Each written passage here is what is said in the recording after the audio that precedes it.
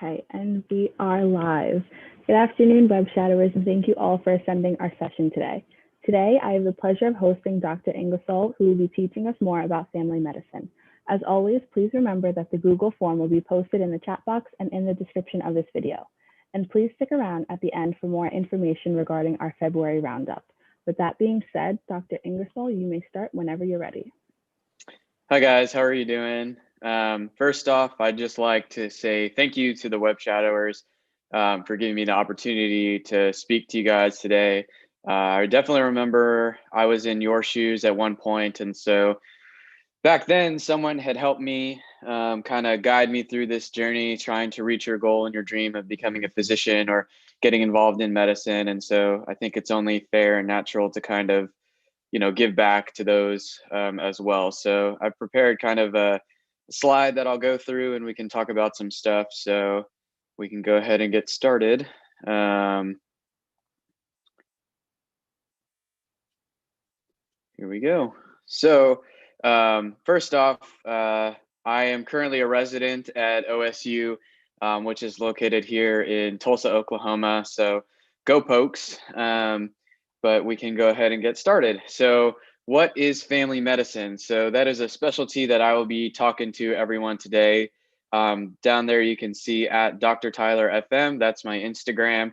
I use that platform to kind of share information about what it's like to be a resident, what it's like to be involved with family medicine, and to try to just promote like health education and wellness. A lot of times there's so much misinformation out there on the internet. And so I just use it as a platform to try to give some, good information, and it's easy to access. So first off, kind of why am I qualified to talk to you guys here today? So here is just a little bit about my background. So my name is Dr. Tyler Ingersoll. I just graduated a year ago from William Carey University. Like I said, I am currently at OSU Center for Health Sciences here in Tulsa, Oklahoma. And it's a 3-year residency program, and I will be graduating in 2023. For medical school, I attended William Carey University, which is a small private college of osteopathic medicine, which is located in Hattiesburg, Mississippi, graduating 2020. Hattiesburg is a very tiny town kind of located between New Orleans and Jackson. And we can talk more about osteopathic medicine here and kind of why I chose that.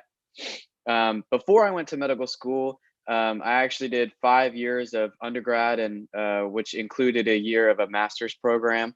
So I went to graduate school, which was where I got my master's in science and biomedical sciences. And that was at the University of North Texas, the Health Science Center, which is located in downtown Fort Worth in 2016. And that was a 10-month accelerated program for students like yourselves who are interested in getting into medical school. And typically there are 3 different types of people who choose to apply to a program like that. One, if you're a non-traditional program and you need to brush up on your traditional science courses. 2, if you're lacking like a particular GPA score that you want, that will help you kind of take your post-bac classes and your graduate work. And then 3, for if you're looking for some way to kind of beef up your resume and to get into medical school, this is another tool that you can do. And so I ended up attending that program immediately after graduating college.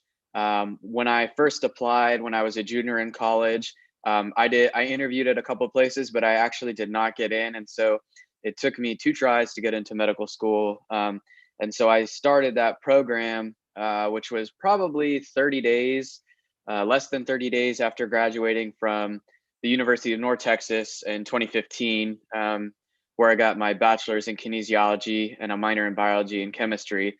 And that was in Denton, which is just north of Dallas. So I went through 4 years straight of undergrad, and I decided to do a bachelor's in kinesiology because initially I was more interested in maybe physical therapy or chiropractic medicine. And so I kind of did that route. So if I didn't go into medicine, then I would be interested, I would be interested in a career that also involved the human body and involved motion and sports. And so kinesiology was kind of the right path for me. So When I was there, I was involved in several pre-med organizations and did a lot of volunteer experience and shadowing opportunities. And so, took the MCAT back then. I think it was very different from the MCAT today. There were 3 sections on there. There's no writing component. And so I took the MCAT and applied to medical school the first year around. Unfortunately, I didn't get accepted anywhere. And so I decided, hey, what kind of background do I have, or what's my backup plan moving forward? And I found out about this program, which is affiliated with the University of North Texas system. And so I decided to apply, and I got accepted. And that was basically a simulation of a medical school class, which lasted 10 months, and went through anatomy and physiology. And so that was very invaluable experience, which helped me transition to my first year in medical school. So I applied again as soon as the cycle opened, and I got accepted. I interviewed at a couple places. And so that is a bigger program. There's over 200 people there. So usually about a third of the students get accepted to start in professional school, medical school, PA school, nursing school. A third of them actually end up getting in within another year, and then the last third kind of change their mind, or they don't ultimately get accepted. But that's kind of just a little bit about my background. And I definitely want to commend the web shadowers for designing a platform like this to do some virtual shadowing. It's very kind of thinking outside the box, given all the challenges that you guys have as you're trying to obtain your volunteer experience and research opportunities. And so I want to say I'm happy to be a part of that. So kind of going forward here. So osteopathic medicine. So I wanted to talk to you guys a little bit about that because especially in primary care, there are 2 schools of medicine: the osteopathic medicine, which are DOs, and allopathic medicine, which is the traditional MD or medical doctor. There's been a lot of stigma in the media and just kind of in history, and that's definitely changing about accepting of osteopathic physicians. And osteopathic medicine doctors, they come from the school of thought, which was founded by a gentleman. His name was Dr. Andrew Taylor Still, who's an MD and actually the first DO in 1874. So essentially, he trained under his father, who was also a physician, and he did the traditional apprentice style. And he worked in the Civil War. He kind of saw that some of the things that they were doing tended to do more harm than good. And so he wanted to develop a school, which became known as osteopathic medicine, to focus on a more holistic, or basically the whole mind, body, soul, and more preventative healing. So nutrition, exercise, and then what ultimately became known as osteopathic manipulations. Osteopathic manipulations are similar to what people believe to be chiropractic medicine and physical therapy. Way back when Andrew Taylor Still first started doing this, chiropractic school actually stemmed from osteopathic medicine. So within the first several years, once they had these concepts of what most people can think of, it looks like chiropractic with certain techniques like HVLA, soft tissue, counter strain. Those ideas were taken and adopted by chiropractic medicine, and they branched off and became their own school of thought. And so osteopathic medicine, these physicians are trained to use their hands. We actually take an additional 200 hours of training while we're in medical school. So osteopathic physicians are completely qualified and equal to their allopathic counterparts. They train in that musculoskeletal hands-on. They take additional competency exams, and they learn to think about the approach to patients slightly different as their allopathic counterparts. They tend to see the whole big picture. So that's why the emphasis on musculoskeletal system is pretty important. And so to me, as someone who is interested in sports medicine, I was thinking to myself, what's a career where I can use my hands and I can work with athletes, I can work with patients to restore them to their normal health, and to work on preventative medicine, talk about working on their fitness, reduce the number of medications they can be on, incorporate strength training and nutrition and stretching and yoga. And those schools of thought all fall under the osteopathic umbrella. And so the thought is, when it comes to this term tensegrity here, that's an architecture term that talks about how the structure or within a building or a system responds to stress, and how it is able to function as a building. And so when applied to the human body and to osteopathic medicine, essentially the thought is, okay, if I sprain my ankle, how does that affect the rest of my body? I sprain my ankle or I break a bone, how does the inflammation response affect, say, my left shoulder? Well, muscle is connected to fascia, which is connected to tissue. And so, you can even think about, well, if someone with gallstones, for example, they can be referred pain to shoulder pain. And so that's a connection. That's a neuro a neuro connection, I should say. And so tensegrity is the belief that the entire body is influenced. And so when I was first introduced to osteopathic medicine, I was in undergraduate school, and my uncle is an osteopathic physician. And so he let me shadow when I was in college, and I began to branch out and work with both MDs and DOs, and kind of really resonated with me. And that's something, kind of the approach I wanted to take with my patients. And so, from that point on, I was sold, and I'm happy to belong to an osteopathic community.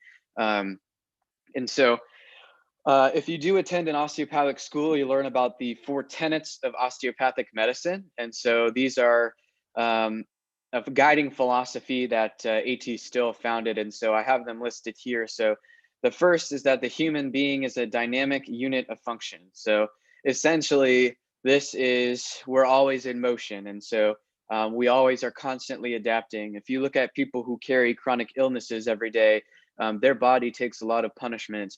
And throughout the years, even in your daily life, even in young and healthy people, if you're sitting for a long time in an office job, or you are a marathon runner, your body is constantly undergoing stress. And so it's a dynamic unit of function that can kind of respond to that. So the second tenet is the body possesses a self-regulatory mechanism that are capable of self-healing. So again, that kind of speaks to, reducing the number of medications. If you get a bruise, you don't have to put any medicine on it. Over time, you'll see the bruise kind of change colors, and eventually it will heal on the inside. And so, that was another guiding philosophy, that the body can possess this self-regulatory mechanism. Medications are good, and I think they're appropriate to use in many circumstances. But back then, they didn't have medicines. And so they were looking for alternative ways, or if you sprain an ankle, rest, ice, compression, elevation, those sort of things allow the body to heal itself. And so the last is structure and function are interrelated. And so that goes back to anatomy. Everything goes back to anatomy always. So in terms of structure and function, if you have a small bowel obstruction, that is literally an anatomic twist or a blockage, or maybe impacted stool that causes a physical interruption, an actual barrier that inhibits the anatomy. And so when the anatomy is distorted, you have a dysfunction. And, in the case of a small bowel obstruction, that's going to be, the inability to move stool. You're going to have backup. You're going to need an NG tube to decompress those bowels. And so that's an example of how structure and function are interrelated. So if we can think about, what we can do to get the body back to its normal anatomy, how we can align it, then, that's something that we can incorporate it as osteopathic physicians to promote that self-healing. And so when you tie all 3 of these tenets together, the rational treatment of a patient is based on all 3 of those principles. So, even if I'm in the emergency department on a rotation, and I have somebody coming in for, let's say a chest pain, then I can think about, how does this affect the whole person, not just the cardiac system. And so that's another way to kind of approach patients. And that's something that's talked about a lot in osteopathic medicine. And that's something that we practice sort of every day. And so that's just kind of a little bit of background about osteopathic medicine. I would definitely encourage anybody who is thinking about going into it to, please reach out, contact me if you want to talk about it. Definitely strongly consider osteopathic medicine if you're in the process of applying. There are, I think, like 35 schools across the country, maybe up to 40 that are in development. And so they're definitely acceptable alternatives. So of course, I'm a DO physician, and I would encourage you to strongly look into that. So, especially important with the need for primary care, with the population explosion we're experiencing, that, we need to find good, well-rounded physicians for that. And so, um, in regards to family medicine specialty, it is a specialty in itself. So typically people think about specialties as an ER doctor or a cardiothoracic surgeon or a general surgeon. Yeah, these are all specialty too, but family medicine is also its own specialty. And so it's often referred to as family practice, general practice. Essentially, we are the jack of all trades, and we know a little bit about everything. So, what happens when you get discharged from the ER? Follow up with your primary care provider. We are constantly on the lookout and looking at the patient from a whole approach to see, what can we be doing? We work within a healthcare team or system to appropriately accept the specialty help, when we need. And, that's why they are general surgeons. There's only so much we can do when it comes to, say, conservative management of a small bowel obstruction. And sometimes you have to get surgery involved. And so, we work with children. We do rotations with pediatric kids. You can build your practice essentially however you want. And so in medical school, you'll be exposed to a lot of different specialties and rotations. And so as a resident, I work with kids almost every day, do dedicated pediatric rotations. Like I mentioned, we do a lot of OBGYN. We work with women. We do prenatal care. We deliver babies. We do C-sections. Geriatric clinic, a lot of people definitely associate family medicine with you just work with old people in geriatrics. Well, that can be true in some cases. It depends on your practice. A lot of primary cares do open a practice in rural parts of America. And then also you can even do a lot of ER or urgent care work. And so, part of the draw in regards to family medicine is that the potential to continue to specialize afterwards, or if I decide to change my career, post-career residency goals, I'll be able to do that. And so within family medicine, we can customize and do as many procedures as we like. And so I have a strong interest in sports medicine. And so we do a lot of joint injections, knees and shoulders, all in the office. I mentioned before, C-sections, we get to scrub in and we get to assist, and we can learn. And birth control, we do a lot of that in the office, do IUD placements, Nexplanon, give depot shots. Even in the hospital when we're doing inpatient, with family medicine, even though you are just working with, clinic patients, a lot of them work as hospitalists too. And so in a rural small town, maybe 40 bed hospital, you might be responsible for taking care of those, patients who are ill, who require a hospital stay. And so, while we're in residency, we learn how to do central lines. And so we learn those techniques and those procedures. We're definitely not limited. Paracentesis too, like anything in the hospital we can get our hands on, we're able to participate in. And so a lot of people decide, well, what can you do with family medicine? You can definitely open up a solo practice. And if you have an interest in running a practice, that will come with a lot of business savvy. Most people tend to join a group where you can split coverage and, say, join another team of 2 or 3 family medicine residents and have partial hospital privileges. A lot of people do fellowships as well. So you can do a fellowship is an additional year after residency, or 2 years depending. And so you can do ER, OB, pain medicine, and that says FM, but it should say SM for sports medicine. And then you can also get involved with academic institutions like medical schools and teaching and residency programs. So the opportunity to do a lot of that definitely exists within family medicine. And so for me personally, I kind of mentioned I started doing kinesiology way back in college. I was a former athlete myself.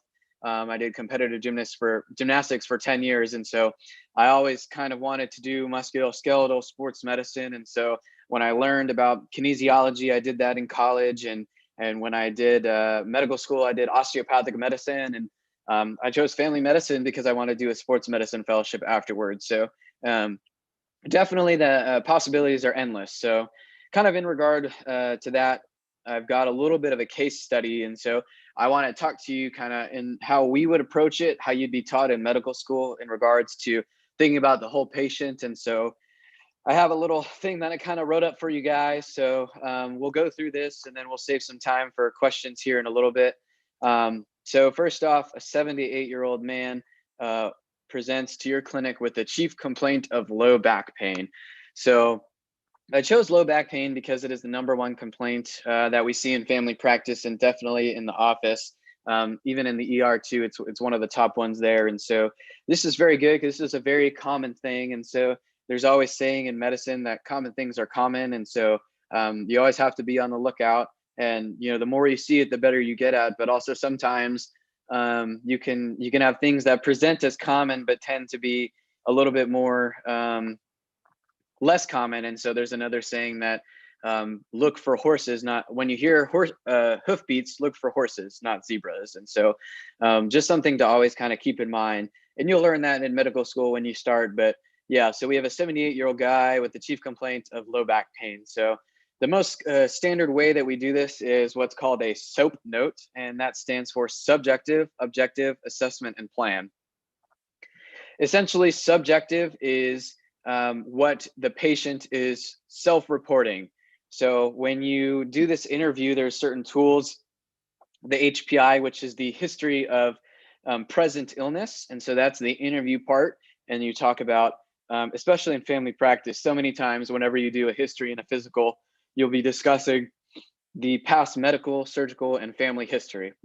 Especially in family medicine, you have new patients coming all the time to establish care, or you have new patients who just moved there or for whatever reason, or you see them in the hospital and they'd like to follow up with you, see them in the ER and they establish with you. And so always whenever you see them, you're writing a brand new history and physical. And so we'll talk kind of about those steps. And so the objective part is looking at hard data. So looking at the vitals, and this is the physical exam. This is where you use your stethoscope and your tools to actually kind of document appropriately. And so assessment is where you form a differential diagnosis and you think about, okay, what are the four most common things? What is the most common? What is the most serious? What is the most likely to kill you? What is kind of a rare thing? And then typically cancer is always something that can be thrown on the differential. And then your plan is, what am I going to do for this guy? Does this person need labs? Does this person need therapy? Do I need to take images? And so every case is different. And especially in the hospital, if you have an assessment that you're doing and you're not really sure what's going on, that's where you can put your medical decision making down and say, hey, I have these on labs and this is what I'm thinking. And so going forward, I'm not sure, but at least I want to run these tests and kind of figure it out from there. And so we'll kind of talk about these. But like I mentioned before, anatomy always comes down to everything. And so we have a guy here, 78-year-old male, who comes in for low back pain. So the first year of medical school, you'll definitely go through an intensive anatomy course, and it will always come back. And so especially as osteopathic physicians, we have that extra emphasis on musculoskeletal training. And so we look at how the vertebra work, how this can be affected. And so low back pain, we look at the spine. We have what we call the cervical spine, which is the attachment to your skull and goes down to C7. And then that changes to the thoracic vertebra, which is in the center, which is where your rib cage attaches. And then you go to your lumbar spine, which is in the low back. And each one of these curves have a different lordotic or kyphotic curve that you can see. And when you're in osteopathic medicine, you actually learn how to evaluate range of motion. You learn how to look at just the spine and find dysfunction that you can correct. And so in this guy, we're kind of looking, so this is a little background. So someone says low back pain, I'm already thinking, okay, what lives here? There's a lot of nerves that go through the lumbar spine. And a lot of that can be confused with, is this really low back pain? Is this hip pain that's radiating to the low back? Is this like sciatic type pain? And so the lumbar spine actually attaches to your sacrum, which is what we call your hip bones, or the three bones which form basically this sacral body. And so you'll learn all about how the nerves intertwine, and you look at the parasympathetic, which is the rest and digest, and the sympathetic, which is the fight or flight mechanism. So I'm thinking low back. All right, what else can I think about when it comes to the low back? The lumbar spine. So this is a lateral view. So When I'm thinking the low back spine, I'm thinking, okay, we've got discs that kind of live in here. And so you can see these bodies are a lot thicker. So this is kind of where my head's at.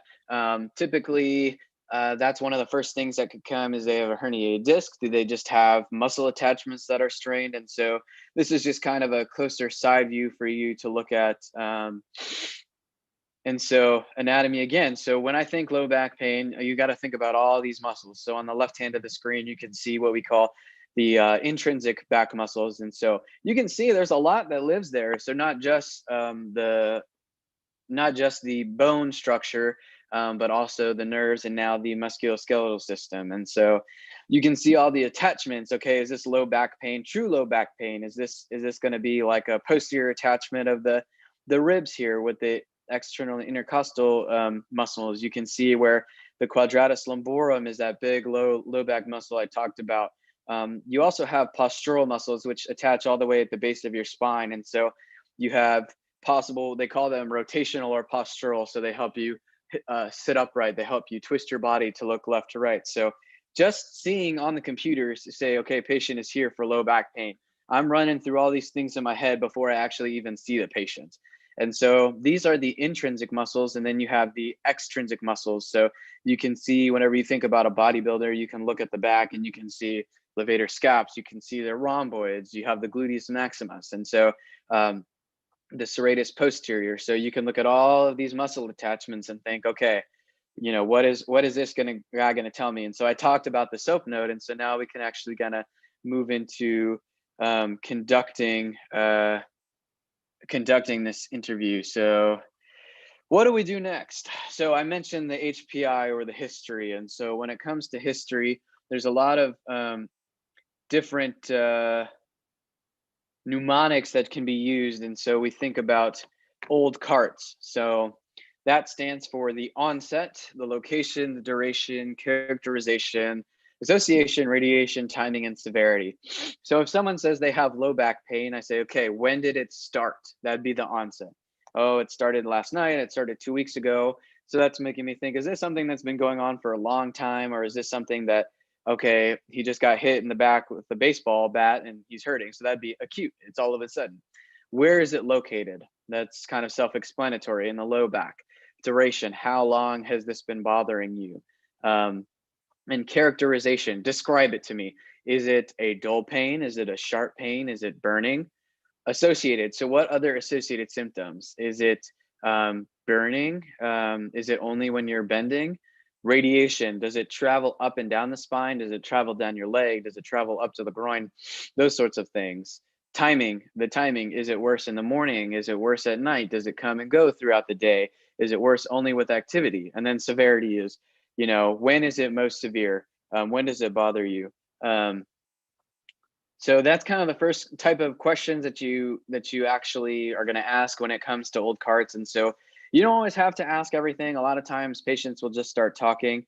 And then once you kind of do that and you realize, hey, I don't need all of these descriptions, then you can go on to other things like Fed Tacos and Smash FM. And so if this is a brand new patient I've never seen before, I will most likely go through all of these things so that way I can get the most complete picture. If this is something more acute in the ER, maybe I don't need to be asking them all sorts of these questions. But it just kind of depends on the situation. So if we're pretending that this guy is a brand new person, so I've never seen them before, we can do another part of the HPI, which is Fed Tacos, which is another mnemonic. What sort of foods do you eat? And that's pretty important when you have GI complaints like GERD. What makes it worse? What makes it better? Exercise. Are you getting exercise? Are you overweight? Drugs. This is always important to ask. You'd be surprised. People actually will admit and be honest, especially in acute settings where like patients are fearful that we're going to yell at them, but it's more just so I know that I can provide you appropriate care. And I need to know if you are, abusing alcohol so I can put on precautions for you when I'm taking care of you. Caffeine intake, that can influence things like cardiovascular system.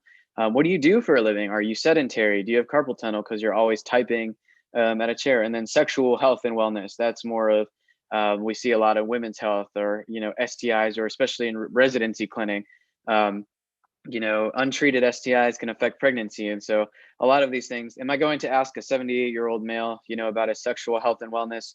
Probably not, unless he's also reporting, other, non-specific like GI or GU complaints that might maybe think this could be related to some untreated syphilis. So, you just have to interview the patient, because the physical exam is always a great tool, but without doing any labs, most of the information leading to a diagnosis is going to occur in your HPI. So the physical exam includes all of the body systems: the head, eye, ears, nose, and throat, cardio, respiratory, GI, and GU, musculoskeletal, neuro, and then the osteopathic exam. That's another component that we're taught in a DO program. And so osteopathic, we look at their somatic dysfunction. We look at what we call tissue texture changes. And we don't really have time to kind of discuss all of what that means and what that goes into, but I talk about it a little bit later on in my presentation. But yeah, that definitely goes into what we consider how we can kind of go back to correct their normal body, their normal anatomy, where they like to live at, where their body is happy. And so somatic dysfunction is something that we see a lot. And so low back, I'm already thinking he's probably got something on that I can treat and use my manipulations in the office to help him out. And so what am I going to do for this guy? Is this something that I want to do labs? Do I need to go straight to an injection?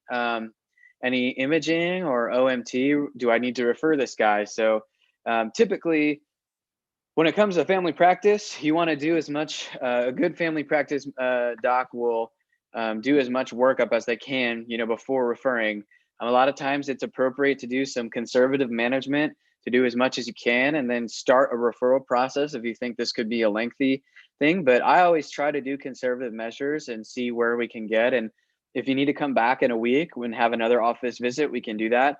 If it's something that, I can tune you up with some OMT and say, hey, come back in 4 weeks, or hey, come back when you start to feel bad, we can do that. If it's, it just depends on the patient. And so I'm kind of talk more about that. But so kind of talking about this HPI. So a 78-year-old male comes with low back pain. And so think about old carts. Think about how he's going to characterize this. Think about the Smash FM. And so he comes in that it's worse kind of on the left side more than the right. It's been bothering him for 4 months. So there's kind of our duration there. It's a dull ache, our characterization, and it's worse at night and kind of with activity. And it hurts with bending. So I just got a lot of information that I kind of already described. And so now I'm thinking, where can I go from this? So to me, I'm thinking, all right, maybe this is just straightforward musculoskeletal, and I can give him some OMT. So after talking to this guy, I say, okay, he's tried a heating pad, over-the-counter Tylenol, and he's done some stretching, but really he's still bothering him enough that he had to come into the doctor to kind of talk about this. And so I asked him a couple more questions. Tell me about past medical history. So he has hypertension. He's got enlarged prostate, BPH, and then he's also been using tobacco, about 1 pack per day for the last 20 years. So that's something that I can talk to him about.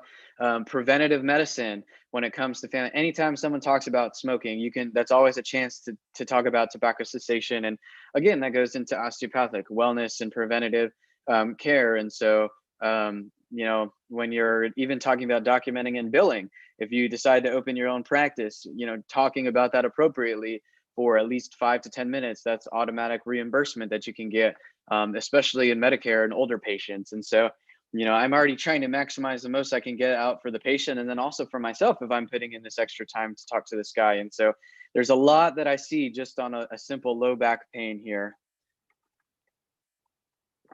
And so past surgical history, I'm going to look at this guy, but I'm also going to see, does he have any scars? Because a lot of times patients will forget if this was something that's done a long time ago. And so if you see a scar, then he's had a surgery. And so he says, oh, he had his tonsils taken out when he was a kid.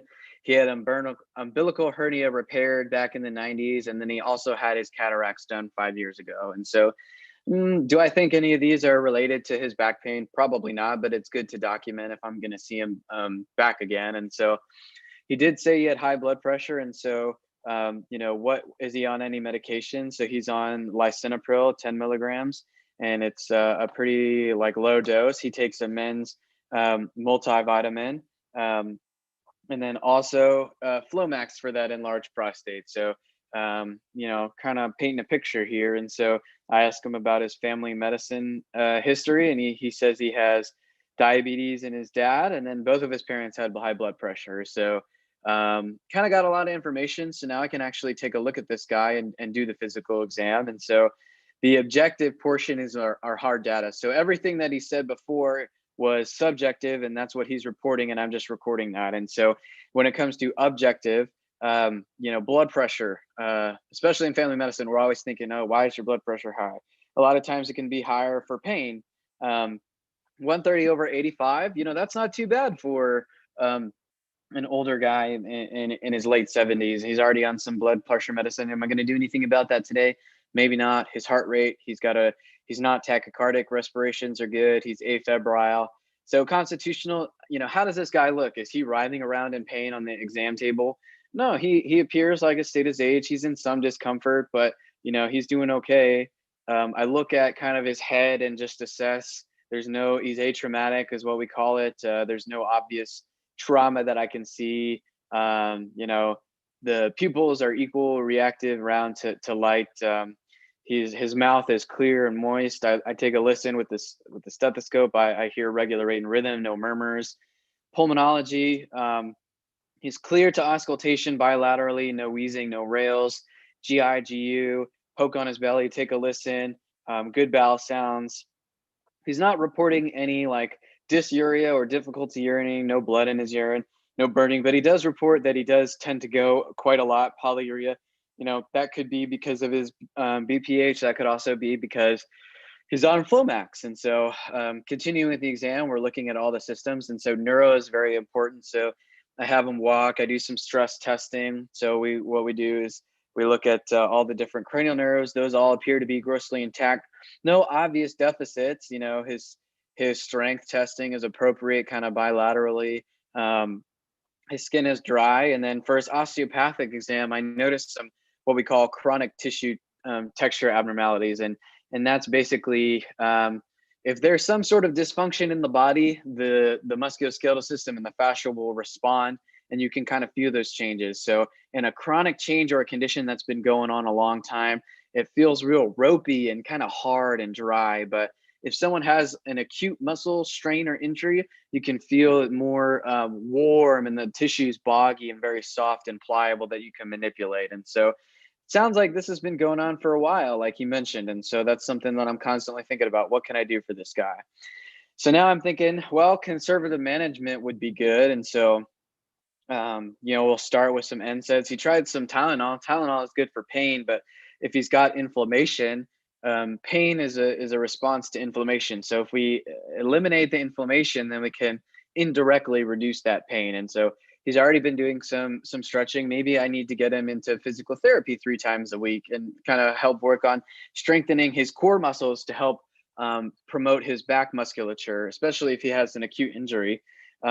Even though he denies any sort of problem or any inciting event is what we call it, he can't really pinpoint it. So those are all things that we can offer or start on. Pain control, over-the-counter, Mobic is a daily anti-inflammatory. Some more other medicines like baclofen is muscle relaxers, Toradol for pain, Tiger Balm, topical, you just rub it on there, muscle rub for relief. Of course, ice and heat, absolutely ice and heat, always, always, always. So we talk about an acute sprain or injury, ice is going to be your best friend to, again, reduce inflammation, which is why we recommend NSAIDs. And so heat is more helpful in patients with chronic issues. And so ultimately, is the patient getting relief? So after, say, the first week or so, if the patient prefers heat or prefers ice, then they can keep doing that. So do I want to do any imaging? Am I going to get an X-ray on this guy? Do I just jump to MRI? A lot of times, no. Does an imaging kind of change my management? That just really depends on what's going on. In a case like this, it might. If there's a herniated disc, you can't see them, but you can do physical exams and special tests to actually evoke a response. And so it's always good to get imaging. But in medicine, you always have to start with an X-ray before you can kind of get a CT, and that all has to do with insurance. And so anyways, what's a differential for this guy? So kind of 4 or 5 different things that I'm thinking of. Of course, musculoskeletal, low back strain, a lumbar herniation. We tend to think about the common things. Is he having a kidney stone? It could be on my diff, but based on what he's reporting, I don't think he's having a kidney stone. That's something to think about. That does kind of live in the low back, and so you can do a special percussive test to kind of stress the kidneys and see. That's something I might do, but based on what he's telling me, I don't think it's necessary. So, and then always like the most remote or weird things you can think about, infectious etiology or even cancer is always a diagnosis. And so that's kind of how I would approach this patient. And even before I even see this patient, from the moment I read the chief complaint, I've got 3 or 4 things going in my head. And as a physician and a resident, you're always learning to kind of get better at that. And so in that regard, let's do an X-ray, and it turns out it was showing something suspicious on the X-ray, and so we do ultimately an MRI, and it turns out this old guy had prostate cancer. And so this is what we call a positive arrow sign, and you can see metastasize the prostate going into the low back, and so you can see the herniated discs. This is what we call a type 2 MRI, and you can see the spinal cord, you can see the compression there. And so the reason I went through all of this and I particularly chose this case was because you have an elderly gentleman with a smoking history with this like non-specific low back pain that's been going on for 4 months, excuse me. And so I'm kind of setting this up to be misleading, to be, okay, this is just simple low back pain. But it is important because in family medicine, we see lots and lots and lots of back pain. And so common things are common, but you have to take the entire picture, the holistic approach, the osteopathic approach, to really kind of nail this down. And so this is seen in some clinics, especially with people who don't have good primary care follow-up or haven't seen a doctor in 10 or 20 years. And so these are screening exams that we can always do for patients, and kind of tried to allude it in there that he's on BPH and Flomax. So his prostate's already enlarged. So there's something going on. If he hasn't had been established with the primary care, then he probably hasn't had a prostate exam in a while. And so things like this happen. And that's the thing I love about family medicine, is that I get to do a little bit of everything, kind of went through all the body systems, and this ended up being a GI complaint and a heme complaint. And so you kind of mix it all together.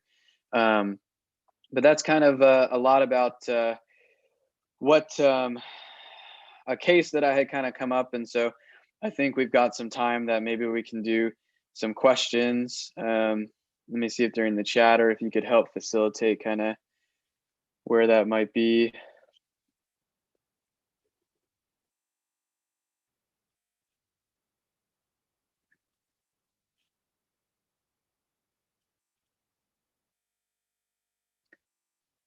All right, so I'm just kind of going to look through here. Any questions in particular here? Looks like somebody has an organic chemistry test. That was a long time ago. So did you start with a CT and work your way up to MRI, or go straight to MRI? So I was kind of hoping that I would be able to do this a little bit more interactive, but I would have first done the X-ray, and then with a radiology overread. Of course, you're trained as a physician to look at the X-rays yourself. So I kind of always formulate my own, what do I think is going on? What do I see? And so after that, I did, in this case, if you're concerning for a malignancy, MRI would be much better. CT scan can give you some good visualization, but with an MRI, absolutely, I would go from an X-ray to MRI so we can get better characterization. Another question, as far as boards go, are DOs required to take the USMLE and COMLEX? Does that depend on the specialty? So no, you are not required to take both. As osteopathic physicians, you must take the COMLEX exam to become a DO. You are allowed to take the USMLE if you want a more competitive edge for specialties. However, with ACGME, which runs medical schools and kind of oversees residency programs, you don't have to take both of them, because now the allopathic and osteopathic have been merged together. And so no, DOs are not required to take the USMLE.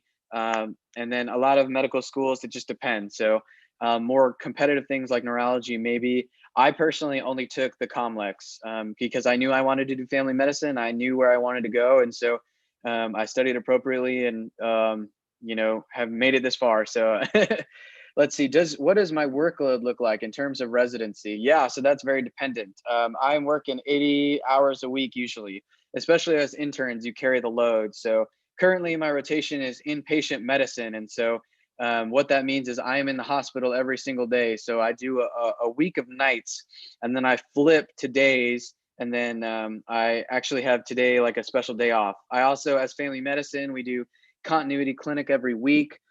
We have dedicated rotations for women's health where we deliver babies. We're on call. We do an ER rotation where we show up and we learn from ER specialty to get better at recognizing acute conditions. So the workload in residency, absolutely lots of long hours, long weekends, overnight. You have to have good availability. But the bottom line is like, if you love what you do, you'll definitely find time to balance a good work and home. But the specialty definitely depends. There are rules and regulations to avoid burnout and to avoid going over what we call the work hours, the duty hours, so to speak. And usually it's on average no more than 100 hours a week, but most residents are up to 80 hours. So that depends on the rotation too. Hospital months tend to be more labor intensive, and clinic is more regular hours, 8 to 5, and then you'll do call and all that sort of stuff. How did you get into sports medicine exposure in med school? So in medical school, I actually was fortunate enough to shadow a specific sports medicine physician in my area. I was living in Fort Worth at the time. And so I was able to link up with an osteopathic sports med and got exposure. And from there in medical school, I was actually able to stay connected with people, and you have to seek out those opportunities, and very region dependent. You can get opportunities to work the sideline and do coverage. So let me answer some questions from the other chat real quick. Did you apply to Texas Medical School? If so, did it take a lot more effort to fill out compared to the DO? So I am from Houston. I love Texas. I wanted to go to medical school in Texas, but I really wanted to do osteopathic medicine. So the first time I did I applied to medical school, yes, I did the TMDSAS program, which is, back then there were only 11 medical schools in Texas. I think now there's 15, and there's even 4 osteopathic schools that are operating or being built right now in Texas. And so the very first time I applied to medical school, yes, I did apply to only Texas medical schools, and I really wanted to get into an osteopathic school. So after I did that, I did the DO programs only. I really wanted to go DO. So I applied to the ACOMAS, and that was a little bit more lengthy because in Texas, as a Texas resident, it was easy to just check a box and boom, it was $100 and you could apply to whatever programs that were in Texas. But with osteopathic programs, they're nationally. And so the state, Texas is so big, with osteopathic programs, it's better for them to be on a national system. So it was a little bit more effort to actually do the osteopathic, to the osteopathic, but they don't really discriminate against out of state. So a lot of states have an in-state rule. Like in Texas, it's 90% in-state and 10% out of state. And so, yeah, I definitely encourage, if you're really seriously considering medical school, to take all the chances you want and apply to both MD and DO programs. So if you do a fellowship in OBGYN, you get to work in the delivery as well as a family med physician. So yes, in family medicine, to be considered a family medicine doc, you have to have 10 vaginal deliveries. C-sections don't count, but if you really want to deliver babies, you can get as much work and experience in doing OBGYN as you want. You can rotate with the OBGYN specialists. You can just hang out at the hospital and do C-section deliveries. And then also, whenever you graduate, if you really, really want specialized training, you can do a 1-year fellowship in OBGYN to get better at doing C-sections and the procedural stuff. How does DO differ from functional medicine? They're very similar, actually. Functional medicine is actually becoming a new type of trend. A lot of people, even allopathics, are very interested in osteopathic medicine. And so they want to learn more about what osteopathic is. And so functional medicine kind of looks at the holistic approach. It looks at preventative health and wellness and conservative management. And so they're actually very similar in that regard. Let's see, how helpful are OMM techniques in other fields like the ER? That's very dependent. So you'll get, if you are an OMM and you really like it, and you've got someone in there who's really hurting, you can offer them osteopathic manipulations. I've done that for patients with low back, or not low back pain, but upper back pain. For acute strains, you can work on soft tissue. There's techniques that are more aggressive than you think about back crunching and what we call HVLA. I wouldn't recommend that in someone who's acutely hurting, but you can definitely, there are indications for soft tissue and stretching and manipulations known as counter strain would help kind of interrupt those muscle reflexes and would be more appropriate in a case like that. What do you recommend to get into PCOM? I'm not sure. You would have to look at the medical school particularly. So every medical school has a certain admission criteria. And so I was really set on going to osteopathic schools. And so I researched on those schools and found out, okay, what do I need to do? What classes do I have to have in order to be successful to get into that medical school? So if there's 2 or 3 programs you really, really love, go on their website, call their admissions director, look at the classes you need to have to kind of set yourself apart. So that's going to be very program specific. Typical day for me, that's very dependent. I can just talk about yesterday. It's very rotation dependent. Typical day for me, I would wake up about 5:45, 6 o'clock, get to the hospital. This is yesterday. I woke up at the hospital at 6:30, or got to the hospital at 6:30, did computer rounds, looked at the patient list of inpatient. I had 5 patients on my team. I work with other family medicine residents that were we work together. Whenever patients from our clinic are admitted to the hospital, we're responsible on rounding them. And so that's what we call our inpatient service. And so yesterday I woke up at 5:45, in the hospital at 6:30, doing computer rounds on them, look at labs, talk to the night team, the house officer. That takes about 20 minutes. And then I go round on my patients. I go up to the hospital floor, talk to the nurses, do physical exam. I write a progress note. What's different? What are we expecting to do today? Then we have what we call table rounds, which is where we meet with our attending physician and we work with them for about an hour or so. And we actually go around on the patients again. And then around lunchtime, we do like discharges or admissions. But for me, that was my clinic day. So right around 1:30, I'd go to the office, and then I had 4 patients back to back to back, which I would see in clinic stuff. Saw some cool things, talked to some people about women's health, talked about some cancer stuff. So that's a typical day. And then I would get home kind of about 5:30. So when I'm normally on hospital, it's usually 12 hours, 6 a.m. to 6 p.m. So that's different. If you're on women's health, you're expected to take call and do deliveries. And so it's very rotational dependent. Pediatrics, you have outpatient and inpatient clinic too. Is it always more important to get an X-ray, even if this is something very common like low back pain? No, not necessarily. So, if this is a younger, healthy person that I know pretty well, that I think, well, I don't really think there's anything musculoskeletal, I don't need an X-ray to kind of tell me. I can kind of listen to their body, use my palpatory skills. I'm not expecting a younger person to have prostate cancer. I deliberately chose this one in an older patient to kind of show you how things can escalate. But in older people, you tend to have a higher index of suspicion just because they are older, so they have more chronic conditions. And so it's more likely for them to find something serious. But people of all ages are affected. So it's very patient specific. So what is the best way to prepare for the MCAT? Any tips to strengthen your med school application? Early. Shadowing, volunteering, leadership positions, research. Personally, for me, I was involved in a pre-health organization where I was the president. I did a lot of shadowing experience. I didn't do as much volunteering on my own. I did volunteering with the group. Shadowing like you're doing now is good. I know it's harder with the pandemic going on. When it comes to personal statements in the application, let as many people read as much of your personal statement as you can. The admissions committee can tell if you're faking, so be yourself. Don't make somebody else write your own. Be genuine.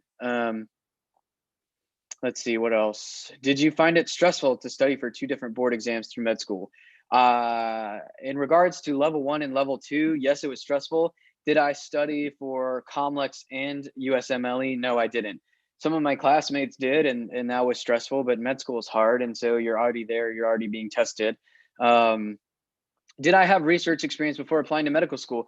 Yes, I did. So I actually worked in the exercise physiology lab, and I did a research project where we looked at low income kids and looked at their obesity rates and how it affected their functional movement. Their, like, how does it affect them catching a ball, doing different activities like jump rope. And so I looked at pediatric BMIs and obesity and was able to do a couple of things along that line. And that ended up getting published after I graduated. But I was at least able to kind of report it on my med school application and say, hey, when I was in college, I looked at this. How does matching different into residency differ from MD versus DO? It doesn't anymore. So it's all one system now. So basically, everybody in medical school goes on interviews, you apply to programs, and then you interview, and then you rank those programs, and then those programs rank you. And there's this big computer system that will match you, and it's called Match Day, and it's a day in March. And on that day, everybody opens an envelope or an email, and it says, congratulations, you've matched to wherever. And so it used to be different. There used to be a dedicated day for osteopathic physicians and for allopathic physicians, but now there's been a merger for the ACGME, and so it's all together now. So treatments, what would treatments for prostate cancer look like? Are they immunotherapy? Is it commonly chemo? That's very dependent, depending on the size. Of course, any cancer, surgical intervention, chemotherapies. If it's somebody who's old who doesn't want any intervention, so that's very specific. Chemotherapy is typically good, and then getting a urologist and a hematologist involved. How was the AMCAT? It was hard.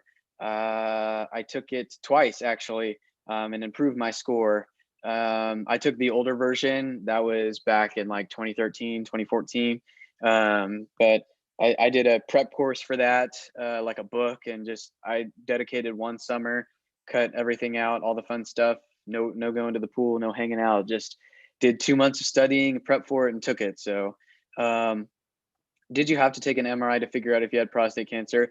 Yeah, usually you'd have to do a prostate exam, and you can tell, hey, this is irregular or this is smooth. If it's irregular, then you need to do imaging. So those are all clinical things that you'll pick up in medical school. 80 hours a week, holy moly. Yeah, you're telling me. Did you notice differences between how you approach these cases and how your MD colleagues approach? Not in this case. I might have put more emphasis on musculoskeletal in regards to osteopathic physicians. Yes. As far as MD colleagues, I am actually at the largest teaching osteopathic facility residency program in the country at OSU, and so we are surrounded by osteopathic physicians. So we do have some MD faculty there, but I can't really speak to how they would do this particular workup. But at least for me, I would know. What does your day look like during COVID versus before? Well, I was actually in medical school when COVID hit, and so I was pulled off my rotations, and then I started on July 1st in residency, and so we were jumped straight in. So fortunately enough, at our hospital, we have a dedicated team in the ICU and the hospital for the COVID patients. But anyone that we see, we are wearing our masks.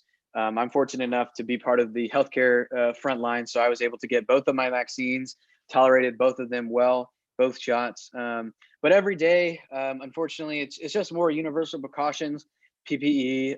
I've done a critical care rotation in the ICU in December, where I had to do procedures and work with COVID patients. And so that's a learning experience for the entire healthcare committee. And so it just gives us hyper awareness. But we are definitely seeing, at least in our clinic and in the country, reduction in the flu this year, which is really good. So that's a very good sign that social distancing, masking, universal precautions, all those things are working. So now that I've pretty much only known what it's like to be in healthcare, to be in COVID. As a medical student, it's different because you don't have as many responsibilities. But as a resident, yes, absolutely, direct patient care, always trying to teach and educate people when it comes to COVID. How much sleep do I get? Man, I like to get if I get 6.5 hours of sleep, I'm happy. That's my body. That's my normal. That's what I've been doing, man, since I was in college. And so some nights, if I've had a really long day, I get about 8 hours of sleep. There's no reason to stay up till midnight. I'll go to bed at 10:30 and wake up at 5. I'm a morning person though, which a lot of people aren't. So I absolutely I actually would rather get up early every day than stay up late. And so to me, I'd say as long as I'm getting 6 to 6.5 hours, I think I can function. How often do I consult fellow DOs who are specialists? All the time. So especially when you're in the hospital, things come up and you need emergent help, you need critical care, you need to get a cardiothoracic surgeon. A lot of our patients, especially in residency clinics, are super sick and they have a lot of comorbidities. So we would be the primary care team and we are managing everything. So it's my responsibility to take care of a patient, and it's my job to talk to all the specialists to get them involved for other things that I need. Specialists, most of them in our hospital are DOs. There are some more specialized surgeons and neurologists who are MDs who do consulting services at our facility. And so, whenever it's appropriate to go to that next level of care, we absolutely we consult people all the time, every day. Let's see. Working as a scribe, MA phlebotomist, PCT are all good ways to gain clinical experience. That's good, true. How should I ask to shadow a professional or a researcher? Call them, email them. Any advice, even with medical school. A lot of people email, but you know how many emails they get every day. So call. Get yourself out there. A lot of people think they're being a nuisance, but if you genuinely want to shadow this guy, tell them why. Call them and say, hey, I've called twice and I want to know when your availability, or let me know when your availability, you have availability. Always check in. I can't imagine how hard it is to get experience nowadays, for pre-med students. So I feel for you. Let's see. What do you recommend doing in-person shadowing and hospital volunteering? See if any facilities are doing these things. You can always count and document. I think, let's see, hold on. I think a lot of hospitals are understanding in medical schools that I think a good way to get involved is medical education. And even if you can't get involved in medical education, general education, do tutoring, do a Zoom session, help high school students or other college people, do teaching, do outreach, go to the homeless shelter. I think things are getting a little bit better. It's definitely hard, but teaching is a huge thing. So if you can get involved with that in some way, that's kind of being more accepted, because that shows your willingness to help others and do other things. Especially you can teach people, through Zoom. So let's see what else. How much did you score on the MCAT? So I don't really know how the new system is scaled, but I think the perfect score on the MCAT was like a 45, and I was straight average. I got a 30 on my MCAT, and so I don't think that really limited me. I think it was just the demand and the competitiveness of where I wanted to go. So I think my application was pretty well rounded. I had like a 3.6 science GPA, or overall GPA, and like a 3.5 science GPA. So isn't COVID vaccine voluntary? It seems like it's been pushed. What are your thoughts on that? I believe it's voluntary for people. You can't do anything you don't want to do your body. I personally think it's a good idea for everybody to get it. We had the opportunity at our hospital to get it, and so I signed up. I felt that was the right thing to do as a healthcare provider. Can you get into internal medicine after a DO program? Absolutely. Yeah, there's tons of you can do whatever you want after becoming a DO. So yeah. If you shadowed your senior year, what hours of the shadowing did during your undergrad? Senior year of high school, if it was something that was like super significant, like you worked in a clinic or an office for an entire semester, I think that's worth putting on. But if it was just like once or twice, then probably not as important. Should shadowers sit on the sideline or ask questions? Sidelines, like at a football game, like if you're able to go down there, yeah, absolutely, ask questions. I've emailed and called over 60 professors. I'm sorry to hear that. As of 2021, the average MCAT for applicants is 506. Okay. Okay, web shadowers, did you have anything else? I think we kind of got a bunch of questions done, so. Yep, if you're all set, that's all. Thank you, Dr. Ingersoll, for presenting for our web shadowers. We loved your presentation and your in-depth explanation of osteopathic tongue twister medicine. And it was a pleasure to learn from you. Thank you again. Everyone, make sure you go check out his socials. His Instagram is @Dr. Tyler FM. Yeah, And absolutely. Sorry, it's just okay. feel free to reach out to me, and then we can connect on email or kind of answer some other questions. But thank you so much for the opportunity. As for everyone else, thank you all for attending. Just a reminder, this coming Friday will be the start of our February roundup. So every Google form for the month of February will be reopened at 11:59 on February 26th and close at 11:59 on February 28th Eastern Standard Time. During this window, you can watch any past sessions from the month of February and fill out the forms to receive credit. For news and updates, please head over to our Instagram at WebShadowers. The link to today's Google form has been posted in the chat box and will be in the description of the video shortly.